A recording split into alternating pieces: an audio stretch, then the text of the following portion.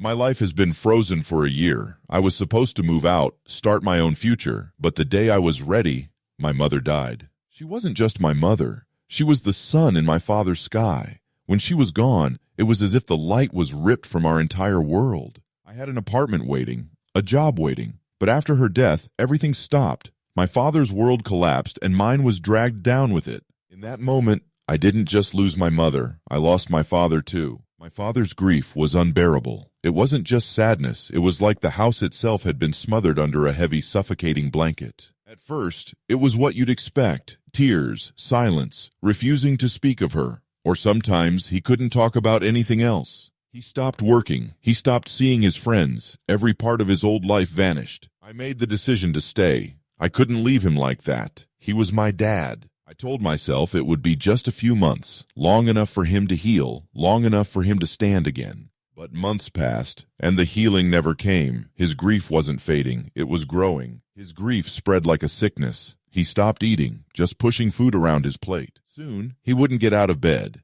The man who taught me to ride a bike became a hollow-eyed ghost. We went to doctors, so many doctors. They said he was fine, physically. One doctor told me, it's psychological, severe prolonged grief. He needs therapy, maybe medication. Therapy failed. The therapist sat across from him asking questions. My dad never spoke a word. He refused the pills. He was letting himself waste away, following her into the dark. It's been a year now. He's a skeleton, just bones wrapped in fragile skin. He hasn't spoken in 6 months. I clean him, change his sheets, and just wait. My own life has become a ghost. I'm trapped in a half-remembered dream of the future I was supposed to have.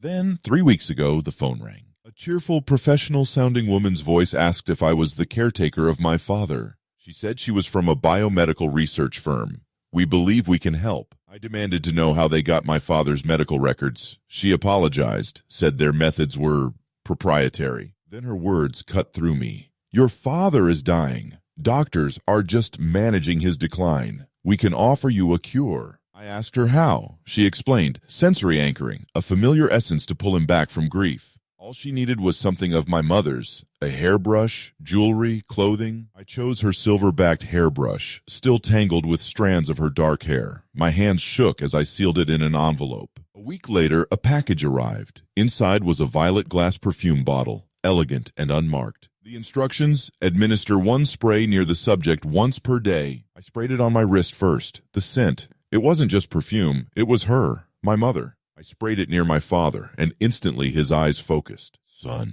he whispered, his first word in 6 months. The following weeks were a miracle. He ate, walked, laughed, cried. The house filled with life again. But the perfume became everything. Without it, he was groggy, confused, vacant. 1 spray, and he returned. Yesterday, I shook the bottle. It was nearly empty. My stomach turned cold. I told him. His face twisted with panic. No, I need it. I need her. This morning I gave him the last spray. By nightfall it was gone. I called the company. A recording answered. Operations permanently closed. The message warned, without the treatment, subjects become violent, unpredictable. Their only advice, euthanasia. Now I sit barricaded in my bedroom. My father, no, the thing he's become, is smashing at the door. He's screaming, not my name, hers, calling for the wife he cannot live without. The recording's last words echo in my mind. Our final recommendation is euthanasia. Kill him. Kill my own father. What do I do? What in God's name do I do?